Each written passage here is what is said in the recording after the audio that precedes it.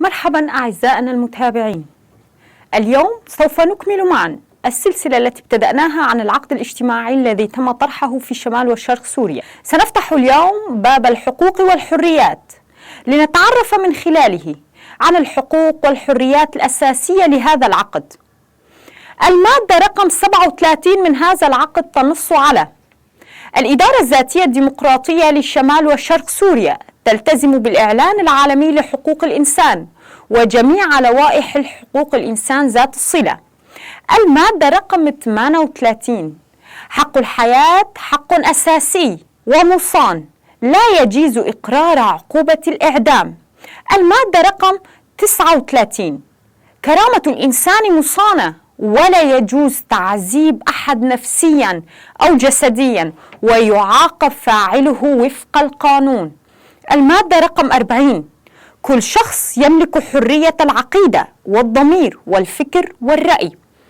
المادة رقم 41 الديانة الإيزيدية هي ديانة قائمة بحد ذاتها ولمعتنقيها الحق في الحفاظ على خصوصياتهم الدينية والاجتماعية والثقافية وحمايتها من كل أنواع الصهر والإبادة عبر مؤسساتهم ومؤسسات الإدارة الذاتية الديمقراطية المعنية.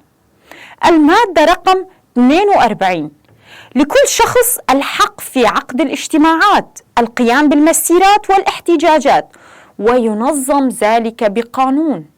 المادة رقم 43 ضمان حرية الفكر السياسي لكافة الشعوب والمكونات والأفراد ومن حقها إنشاء وتأسيس أحزاب تمثل تطلعاتها وينظم ذلك بقانون. المادة رقم 44 للشعوب والمكونات الحق في التنظيم والتعبير عن نفسها بحرية في الكومين، المجلس، التعاونيات، الأكاديميات، الإدارات الذاتية.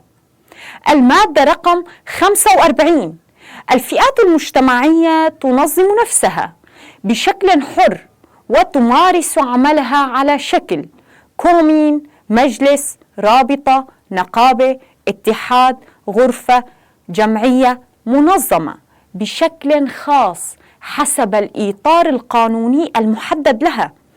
المادة رقم 46 يعد كل من القمع والصهر والإبادة الثقافية والتغيير الديمغرافي والاحتلال والاغتصاب جرائم ضد الإنسانية وللشعوب والمجموعات الحق المشروع في مقاومة ذلك. المادة رقم 47 لكل وحدة إدارية بدءا من القرية، الحي، البلدة، المدينة والمقاطعة الحق في البت في الأمور والشؤون التي تعنيها على أن لا يتعارض ذلك مع مضمون هذا العقد. المادة رقم 48 للجميع حق المشاركة في السياسة الديمقراطية والترشح للانتخابات حسب القانون.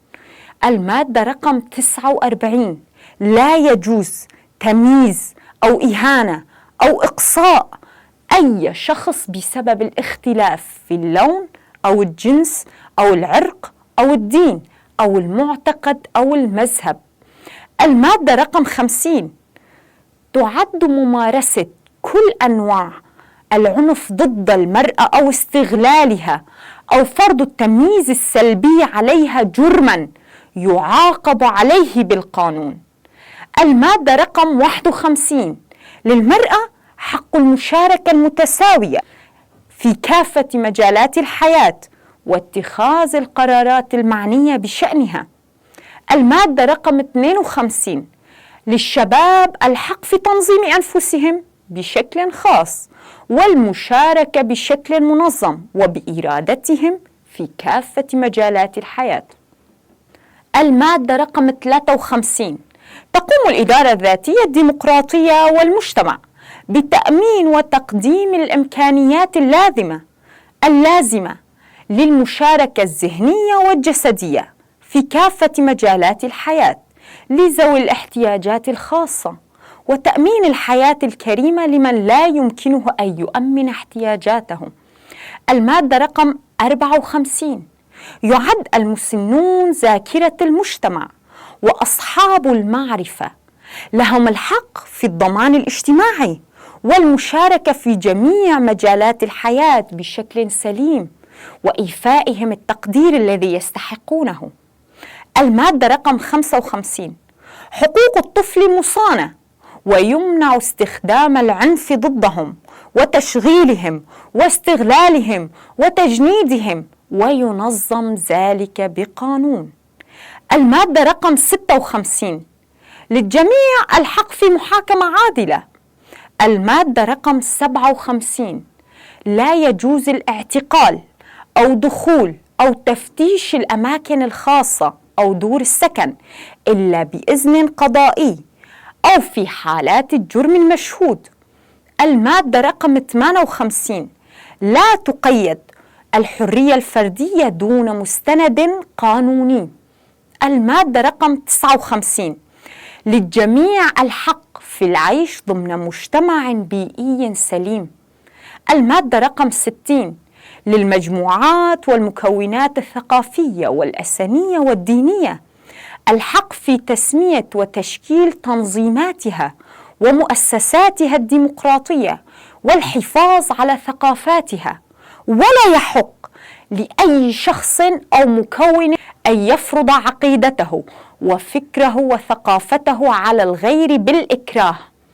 المادة رقم 61: تحرص الإدارة الذاتية الديمقراطية على تعزيز القيم التاريخية للقبائل والعشائر بما يخدم التطور والتعايش السلمي بين المجتمع، وتناهض كل الأعراف العشائرية التي تتنافى مع هذا العقد الاجتماعي.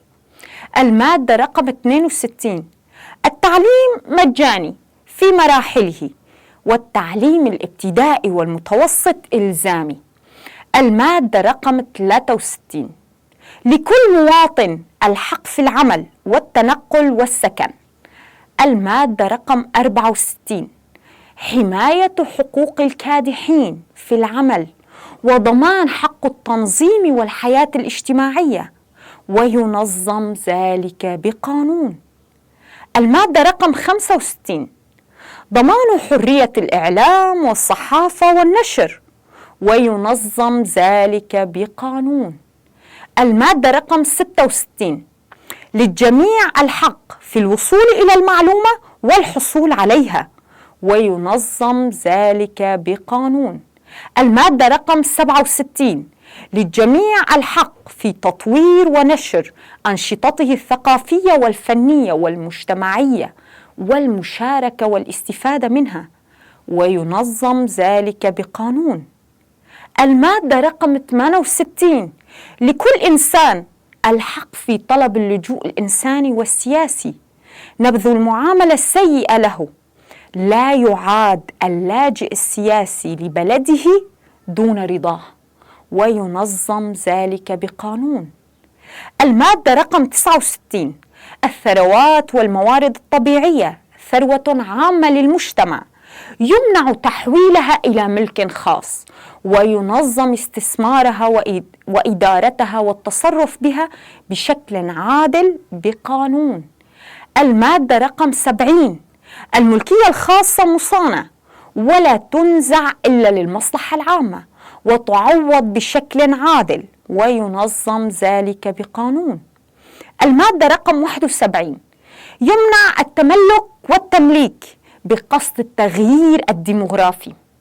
المادة رقم 72: مشاركة جميع المواطنين في الدفاع المشروع حق وواجب لردع أي هجوم تتعرض له مناطق الإدارة الذاتية الديمقراطية لشمال وشرق سوريا وجمهورية سوريا الديمقراطية.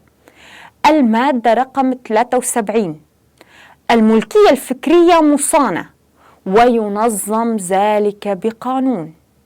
وإلى هنا أعزائنا المتابعين نصل وإياكم إلى ختام فكرتنا لهذا اليوم، على أن نلقاكم مجددا. لا تنسوا متابعتنا. دمتم بخير.